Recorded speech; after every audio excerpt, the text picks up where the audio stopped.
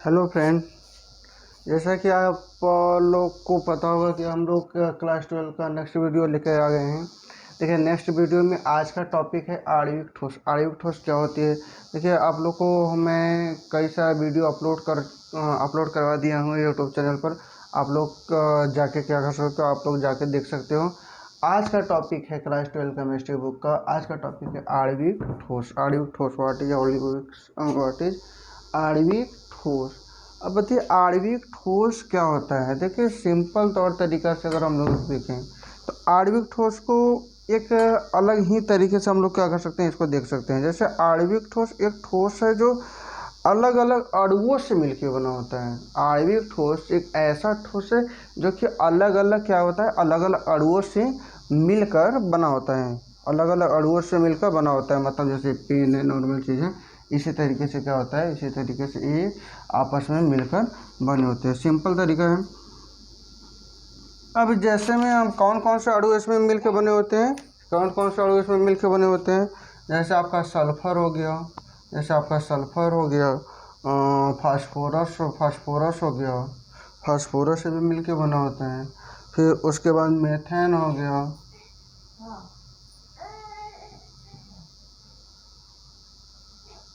फिर carbon dioxide हो गया, फिर कार्बन डाइऑक्साइड, फिर आयोडीन हो गया। फिर आयोडीन के साथ साथ क्या होता है, ठोस। इतना बात समझ में आ गई। सिंपल तरीका है, क्या क्या होता है, फास्फोरस, मेथेन, सल्फर इत्यादि। मतलब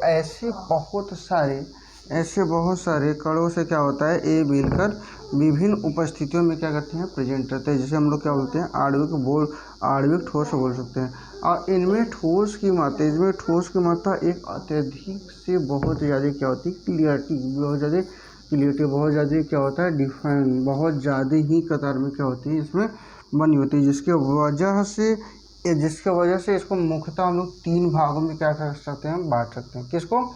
आणविक ठोस को हम लोग मुख्यतः तीन भागों में क्या कर सकते हैं, बांट सकते हैं। इसको आप लोग ध्यान दीजिएगा, कौन कौन सा है मुख्य से।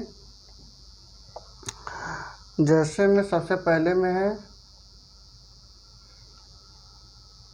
अद्वितीय। सबसे पहले में क्या है, अद्वितीय आणविक ठोस, मतलब वही चीज़ है, अद्वितीय आणविक ठोस।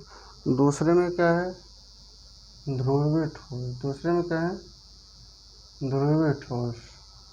तीसरे में क्या है, दिखाई दे रहा है आपको। तीसरे में क्या है, हाइड्रोजन। तीसरे में क्या है, हाइड्रोजन।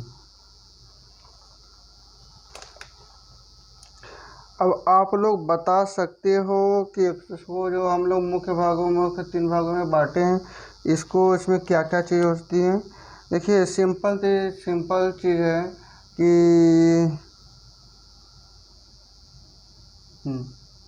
आधुनिक सिंपल चीज़ के अर्धविक ठोस में, इस ठोस में अवयव कोण उदासीन होते हैं। इस कण में अवयव कोण उदासीन होते हैं। जैसे 0 0 है, इसमें कोई नॉर्मल कण नहीं हो सकते हैं। बात समझ में आ गई। इसमें अवयव कोण पूरी तरीके से क्या हो सकते हैं, उदासीन हो सकते हैं। जैसे में कौन कौन सा हो सकता है, जैसे में एच हो गया, आपका ये हो गया आपका। ये सब चीज़ जितनी भी चीज़ें हैं, सब क्या होते हैं, ये सब उदासीन का एक पार्ट होती है। बात समझ में आ गई। सिंपल तरीका है। अब देखिए, दूसरे नंबर पे क्या है कि दूसरे नंबर पे ध्रुवी क्या होती है। दूसरे नंबर पे क्या है, ध्रुवी क्या होती है।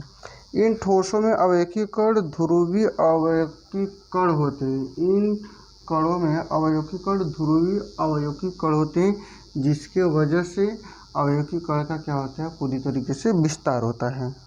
अवयवी कण का क्या होता है, पूरी तरीके से विस्तार होता है। और ये विद्युत के क्या होते हैं, विद्युत के कुचालक होते हैं। विद्युत क्या होते हैं, एक तो सुचालक होता है, एक तो कुचालक होते हैं। लेकिन ये विद्युत के क्या होते हैं, ये विद्युत के कुचालक होते हैं। लास्ट में क्या है, लास्ट में हाइड्रोजन है। तो अब हाइड्रोजन का मतलब क्या हुआ कि इस प्रकार के ठोसों में अवयवी कोण सहसंयोजक, इस प्रकार क्या होते हैं, सहसंयोजक बंधों से क्या होते हैं, पूरी तरीके से जुड़े होते हैं। सहसंयोजक बंधों से क्या होते हैं, पूरी तरीके से जुड़े होते हैं। जिसमें हाइड्रोजन की मात्रा क्या होती है, जिसमें हाइड्रोजन की मात्रा नॉर्मल एक परमाणु से विपरीत होती है, एक परमाणु से विपरीत होते हैं, जिसके वजह से विद्युत के ए भी कुचालक होते हैं, जिसकी वजह से विद्युत के क्या होते हैं, ए भी कुचालक होते हैं। आप लोग का हम एग्जाम्पल देखिए दे सकते हैं, आपको लोग एग्जाम्पल क्या हो सकता है, जैसे ई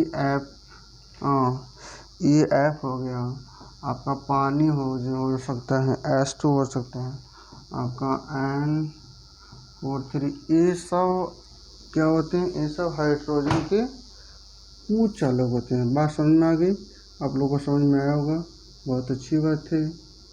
आप लोग कोशिश करिएगा कि धीरे धीरे सीखने का। अब हम लोग अगला वीडियो नेक्स्ट टॉपिक के साथ क्या करेंगे, लेके आएंगे। तब के लिए बाय।